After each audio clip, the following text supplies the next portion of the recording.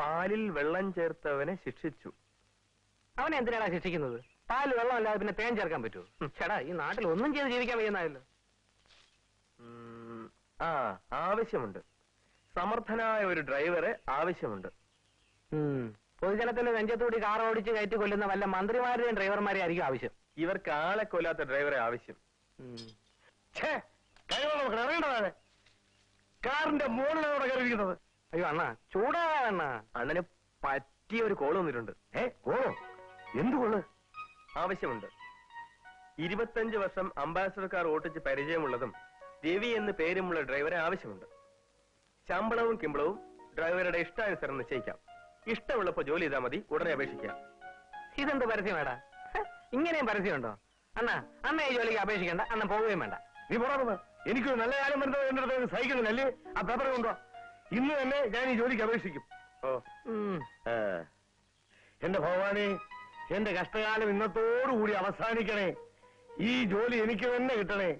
എന്റെ പഴവങ്ങാടി ഗണപതി, ആറ്റുകാലമ്മേ, കൊഞ്ചരവള ഭഗവതി, സ്വാമിയേ ശരണമയ്യപ്പോ. ശരു, എനിക്ക് നാളെ രാവിലെ തിരുവനന്തപുരം വരെ പോകണം. 12-ാം തീയതി ഗൾഫിലേക്ക് പോകേണ്ടതല്ലേ? എയർ ടിക്കറ്റിന്റെ കാര്യം ശരിപ്പെടുത്താനുണ്ട്. എത്ര നാളാണ് നിങ്ങൾ അവിടെയും ഞാനും കുഞ്ഞും ഇവിടെയുമായി കഴിയുക? ഞാനും നിങ്ങളുടെ കൂടെ ഗൾഫിലേക്ക് വരട്ടെ. എന്തിന്? നിനക്ക് വേറെ ജോലിയില്ലേ? ഞാൻ പണം ഉണ്ടാക്കാൻ പോവുക. നീ ഇവിടെ അടങ്ങി ഒതുങ്ങി കഴിഞ്ഞാൽ മതി. എന്നെ കല്യാണം കഴിച്ച് ഞാൻ ഗർഭിണിയായപ്പോൾ രാമേട്ടൻ ഗൾഫിൽ പോയതാ. പിന്നെ ഈ കുഞ്ഞ് ജനിച്ച് ഇവൾക്ക് ഇത്രയും പ്രായമായപ്പോഴാണ് ചേട്ടൻ എന്നെയും കുഞ്ഞിനെയും കാണാനെത്തിയത്. ഉടനെ ചേട്ടൻ മടങ്ങിപ്പോവുകയും ചെയ്യുന്നു. ചേട്ടന്റെ കൂടെ ജീവിക്കാൻ എനിക്ക് ആഗ്രഹമില്ലേ? മതി മതി, നിന്റെ ആഗ്രഹങ്ങളൊക്കെ ഞാൻ ഇവിടെ വരുമ്പോ മാത്രം മതി. ചേട്ടൻ ഗൾഫിൽ നിന്ന് വന്ന് വിമാനം ഇറങ്ങിയപ്പോൾ ഇതാണ് മോളെ നിന്റെ അച്ഛനെന്നും പറഞ്ഞ് ചേട്ടനെ സ്വന്തം കുഞ്ഞിന് പരിചയപ്പെടുത്തേണ്ട ഗതികേടാണ് എനിക്കുണ്ടായത്. ചേട്ടനേക്കാൾ ഈ കുഞ്ഞിന് ഇഷ്ടം ചേട്ടൻ കൊണ്ടുവന്ന കളിപ്പാട്ടങ്ങളോടും ഉടുപ്പിനോടുമാണ്. ചേട്ടാ, പണം കൊടുത്ത് വിലയ്ക്ക് വാങ്ങാൻ കഴിയാത്ത ഒന്നാണ് സ്നേഹം. സ്നേഹവും വാത്സല്യവും അത് അങ്ങോട്ട് കൊടുത്താലേ ഇങ്ങോട്ട് തിരിച്ചു കിട്ടൂ. ആവശ്യത്തിനും അതിലധികവും പണം ചേട്ടൻ ഉണ്ടാക്കി കഴിഞ്ഞു. ഇനി മതി. ചേട്ടൻ ഇവിടെ നിൽക്ക്. നമുക്കൊരുമിച്ച് സന്തോഷമായിട്ട് ജീവിക്കാം. എടീ, നീ എന്നെ ഭരിക്കാൻ ശ്രമിക്കരുത്. ഞാൻ പറയുന്ന കേട്ട് അടങ്ങി ഒതുങ്ങി കഴിഞ്ഞാൽ മതി.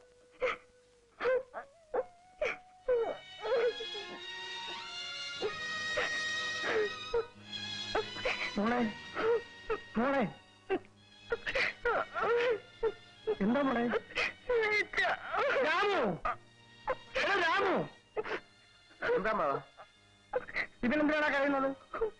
എടാ, ഇവിടെ ഇങ്ങനെ കരയിക്കാനല്ല ഞാൻ നിനക്ക് പോകാൻ കഴിച്ചു വന്നത്. ഇവിടെ ചേട്ടന്റെ മോളാ. കുഞ്ഞുനാളിലെ അവളെ അച്ഛനും അമ്മയും മരിച്ചു. പക്ഷെ എന്റെ സ്വന്തം മോളെപ്പോഴാണ് ഞാൻ ഇവിടെ വളർത്തുന്നത്. ഇവളുടെ ഒഴുകുവിന്റെ കണ്ണുനീര് വീട്ടിൽ വീഴരുന്ന് എനിക്ക് നിർബന്ധമാണ്. നീ ഗൾഫിൽ പോയി പണം ഉണ്ടാക്കുന്ന നല്ലൊരു ചെറുപ്പക്കാരൻ. നീ സന്തോഷമായിട്ട് ഇവിടെ കൊണ്ടു നടക്കുമെന്ന് കരുതിയാണ് ഞാൻ നിനക്ക് പോകാൻ കഴിച്ചു വന്നത്. ഇപ്പൊ എന്റെ മോള് എന്റെ മുമ്പ് നിന്ന് കരയാണ്. ഞാൻ എങ്ങനെ സഹിക്കുവാ? അമ്മാവൻ കാര്യം അറിയാതെയാണ് എന്നെ വഴക്ക് പറയുന്നത്. ഞാൻ ഗൾഫിൽ പോയി പണം ഉണ്ടാക്കിയത് മതിയെന്നാണ് ഇവള് പറയുന്നത്. ഞാൻ ഇവിടെ നിന്നാ മതിയെന്ന്. നീ എങ്ങനെ പറഞ്ഞോടി മോളെ? പറഞ്ഞു ഇളച്ച. രാമു, നീ ഇവിടെ തല്ലിയോടാ? ഇല്ലമ്മ. എന്നോട് തല്ലിയില്ല. ഗൾഫിൽ പോകണ്ട, അങ്ങനെ പണം ഉണ്ടാക്കണ്ട എന്നൊരു ഭാര്യ പറഞ്ഞാൽ ഇക്കാലത്ത് ഏതെങ്കിലും ഭർത്താവ് സഹിക്കുമോ? അത് പറഞ്ഞല്ലേ ഇവിടെ ചെറുകുറ്റിക്കായിട്ട് കൊടുക്കാൻ വരുന്നില്ലേ? രാമു, എടാ മോനെ, നിന്റെ ക്ഷമ അപാരം തന്നെടാ. നീ പോയി റെസ്റ്റ് എടുക്ക്. ഷാരു, ഞാൻ ഇത്രയും കാലം നിന്നെ വളർത്തിയിട്ടും നീ എന്നിൽ നിന്നും പഠിച്ച ഇതാണോ?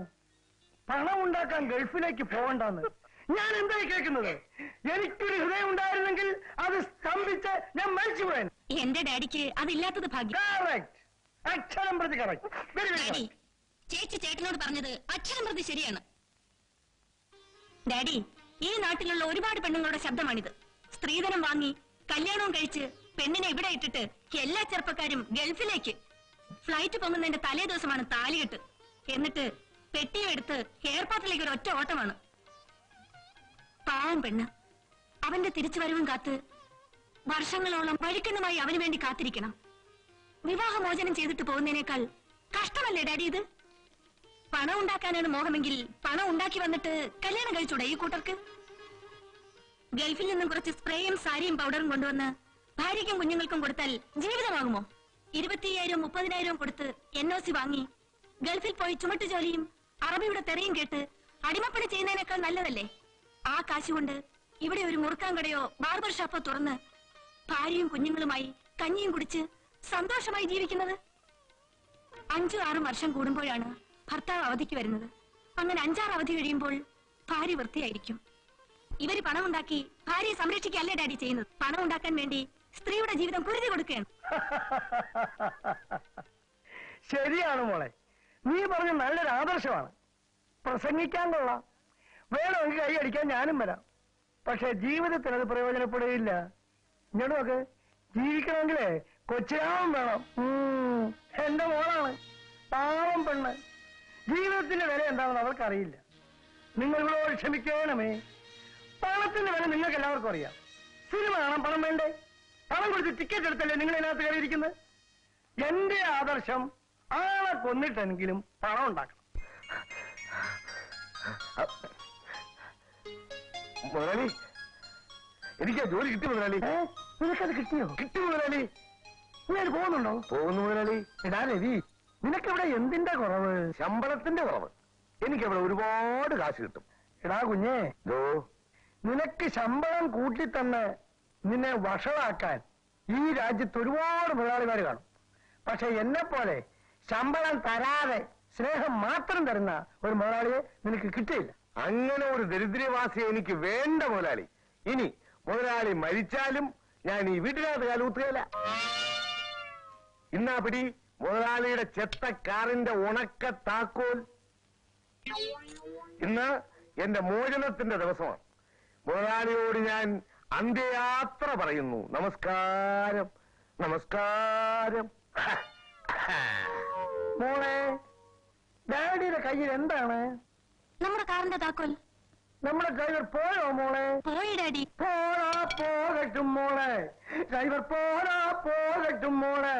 ഇന്ന് ഭൂമിയിൽ സ്ഥിരമായി ഡ്രൈവർ എവിടെയടി മോളെ? ഡ്രൈവർ പോരാ പോട്ടടി മോളെ. ഡാഡി, ഡാഡി ഇങ്ങനെ പാട്ടും പാടി നിന്നാ മതിയോ? എന്നെ ആര് കോളേജിൽ കൊണ്ടുവിടും? വിരോധമില്ലെങ്കിൽ ഞങ്ങൾ കൊണ്ടാക്കാം.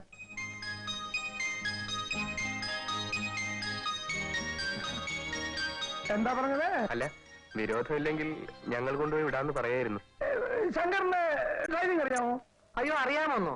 എവൻ വേണമെങ്കിൽ ഡ്രൈവിംഗ് പഠിപ്പിക്കുന്ന ഒരു ട്യൂട്ടോറിയൽ കോളേജ് തന്നെ ഇവിടെ നടത്തും. എന്നാലേ മോളെ ഒന്ന് കോളേജ് കൊണ്ടാക്കിയേക്കണം. എന്നെ മാത്രം രക്ഷിക്കണേ.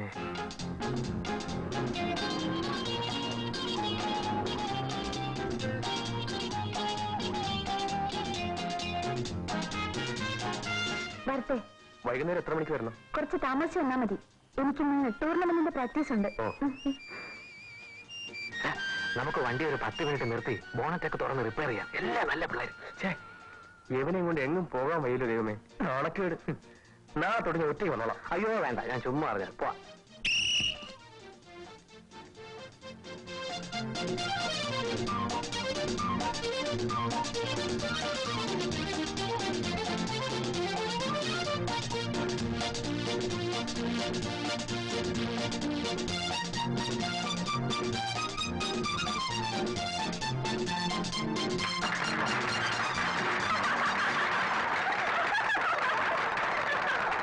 Congratulations. Thank you. Very good. Thank you. Beautiful. Thank you. Good, Sindhu. Thank you. ഇതാവുന്നേ കോളേജുകാരുടെ ഇൻവിറ്റേഷൻ പ്രൂഫ്. പ്രിൻസിപ്പളിനെ കാണിച്ചില്ല? കാണിച്ചു, സെക്രട്ടറി കൂടെ കാണിക്കാൻ പറഞ്ഞു. സിന്ധു, ഈ പ്രേമാനന്ദ് കോളേജിലേക്ക് പാടാൻ വരുമെന്ന് പറഞ്ഞതൊക്കെ ശരിയാണോ? എന്താ സംശയം? വരാത്ത ഒരാളിന്റെ പേര് ഇൻവിറ്റേഷനിൽ അടിച്ച് നാട്ടുകാർ മുഴുവൻ ക്ഷണിക്കുവോ? അല്ല, അയാൾക്ക് സിനിമയിൽ തന്നെ പാടാൻ സമയമില്ലെന്നാ കേട്ടത്. അദ്ദേഹം വരാമെന്ന് ഉറപ്പ് തന്നിട്ടുണ്ട്. ഇന്നലെ കൂടി പ്രിൻസിപ്പൾ അദ്ദേഹത്തെ ഫോണിൽ വിളിച്ച് സംസാരിച്ചു.